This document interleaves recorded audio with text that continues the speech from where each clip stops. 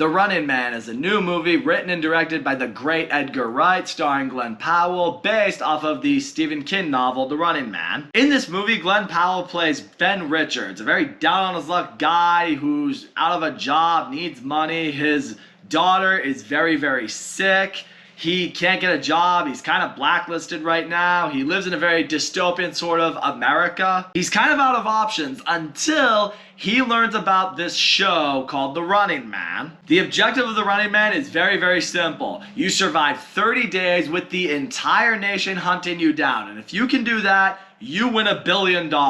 Pretty life-changing money right there for him and his family. So he enlists in this thing, and now he's just trying to survive. This was without question one of my most anticipated movies of the whole year for one reason and one reason only. Edgar Wright. I have a pretty exclusive list of directors where whenever I hear they are making a movie, it immediately becomes a movie I'm highly, highly looking forward to. It doesn't matter what genre it is. It doesn't matter what the story is. It doesn't matter who's starring in it. If I know this person is at the helm, I am gonna be there. Edgar Wright is one of these guys. So I heard he was making a movie about Stephen King's book, The Running Man.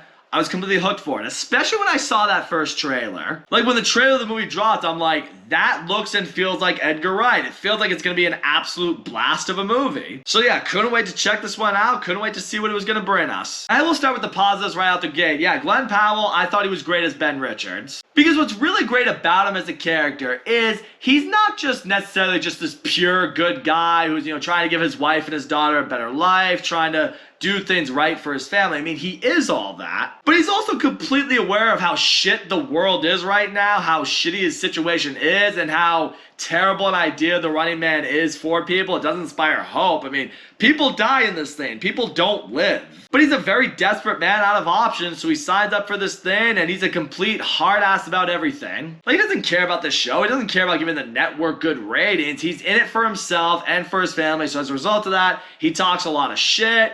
He's kind of a little bit of a, fuse waiting to go off. He's just that right level of unhinged, which is why you look at a guy like him and it's like, yeah, he might be able to do this. Like, he wasn't just like a cut and dry kind of character, and I appreciated that. Also, two other standouts in this movie, Josh Brolin as like the executive producer of the show, and Coleman Domingo as the host. I thought both of them were great. They're not in the movie for a whole lot, but for what they provide to the movie, it completely works. I mean, Josh Brolin as the producer, you feel like he's trying, it seems anyway, to be Ben Richards' friend, to try to give him guidance on how to win the show, and giving him that hope on why he'd be able to pull this off. But the reality is just this.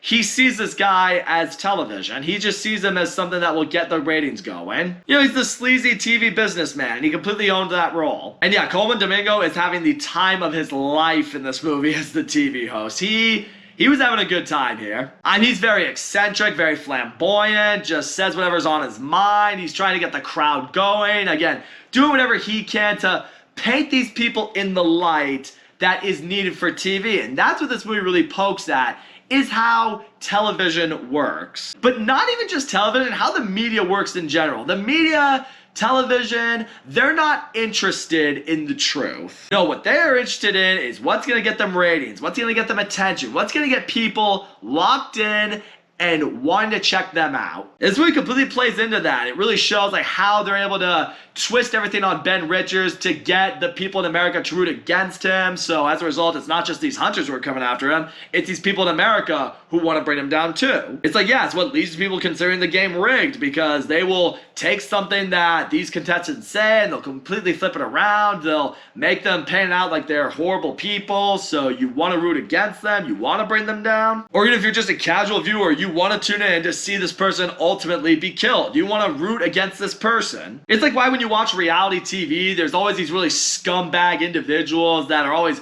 brought onto the show, and people know, like the casting directors know, these aren't people you watch to root for. You're going to watch these movies to root against them, or watch these shows rather to see them be brought down, see them get their shit handed to them. That's what I always found interesting. When a lot of these, reality shows hit, then they do the reunions or like these Q&A episodes or whatever it is, a lot of the villains that they make out of these shows will sit down and be like, yeah, I got a really crappy edit.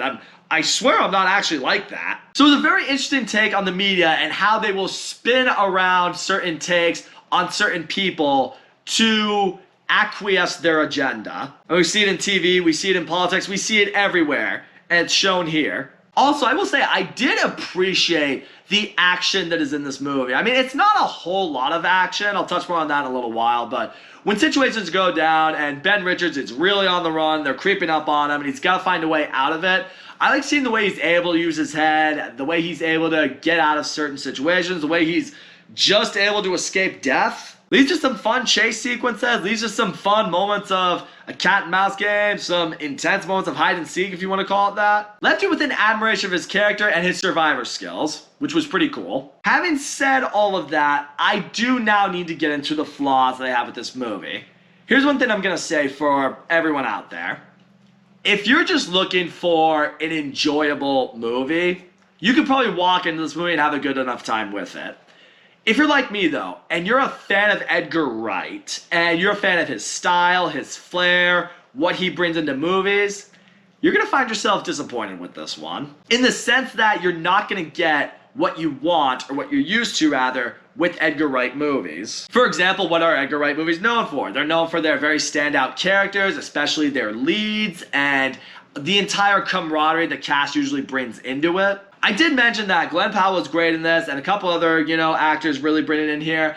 However, what this movie does that I thought hurt a little bit is at various intervals, they bring in all these different characters that will either, are trying to help Ben Richards or trying to bring down Ben Richards. But no one in this movie left a very lasting impact. They all kind of felt shoehorned into it. Now, I know people say this is very faithful to the book, so maybe the book does the same thing, but that would maybe be a flaw I have with the book as well. In this situation, people are just thrown in here, I feel like, for the reasoning just being to extend the plot. Like certain characters, I might have been interested in getting to know them a little bit more. I might have been interested in seeing them be a lot more a part of the story and more part of Ben Richards' journey. But no, a lot of actors, a lot of characters, some big time ones too for that matter, who have been in Edgar Wright movies, they're just kind of thrown into scenes for the reasoning of making something happen here. As a result, it feels very forced, and you don't really walk out of the movie remembering these characters, and thus you're sitting there wondering what the point of them really was. The other thing that Edgar Wright movies are known for is the dialogue. It's very sharp, it's witty, it's memorable. It may not be Tarantino level good, but it's pretty damn great. In this movie, I feel like the writing and the moments of dialogue between certain characters,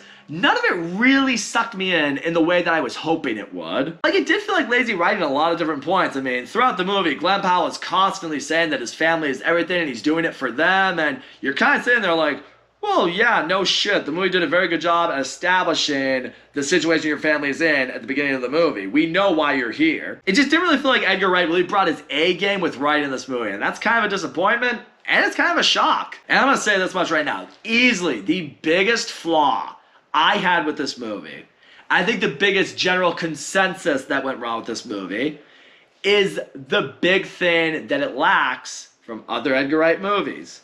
It's its pacing. Edgar Wright movies keep you locked in from the very beginning. You're dialed with them. You're along for this ride, and it's fast-paced. Even in other Edgar Wright movies, when the situation slows down, it's never boring. You're locked in to see what characters are learning about in a certain situation, or what characters are doing to acquire something or to pull off something. Not every Edgar Wright movie is a fun, slick action movie. Not every Edgar Wright movie is Baby Driver or Scott Pilgrim vs. the World, but they didn't need to be, because many of them just had a story that really kept you engaged, kept you locked in, had dialogue that was fun, that was hilarious, that was riveting. This movie's just not missing that. And this movie's around, I want to say, 2 hours and 20 minutes or something like that, and it felt so slow. Because again, there's not a whole lot of action that goes down. There's not a whole lot of really intense moments where Ben Richards is getting out of trouble or just cheating death. When those moments happen, they're definitely fun for sure, but the problem is it's not a whole lot of them. Certainly not as much as you think. And I went into a movie called The Running Man where I thought he was going to be on the run the whole time. There was not going to be a lot of moments where we could really catch our breath. We were going to be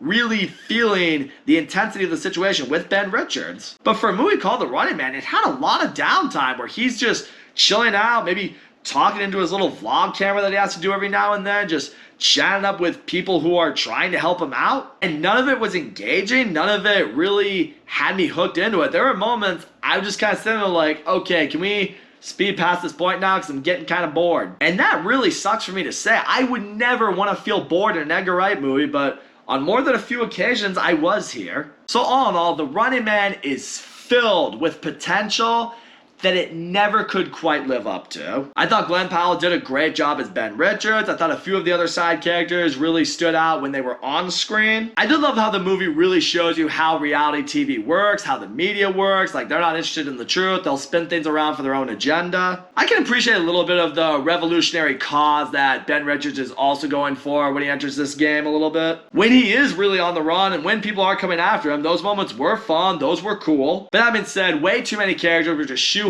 in there that I thought were gonna have a bigger role in this movie. I was kind of hoping would have a bigger role. Not much dialogue in here really gripped me the way Edgar Wright dialogue should, and the movie is just way too slow for its own liking. In the end, while I love Edgar Wright, and while we've gotten quite a few Stephen King adaptations this year, some really good ones if we're being honest, this is without question my least favorite Edgar Wright movie, and it's also my least favorite of the Stephen King adaptations we have gotten this year. I gotta give The Running Man only a 5 out of 10 because I do think there's about half a movie in here worth watching, but not much more than that. How much you want? Half. I'm gonna need Edgar Wright to really bring it for his next movie if he wants to stay in my Superstar Directors Club. That much I can say for sure. So that's all I gotta say, guys. Thank you so much for watching my video, and as always, don't forget to comment, like, subscribe, and I'll see you all next time.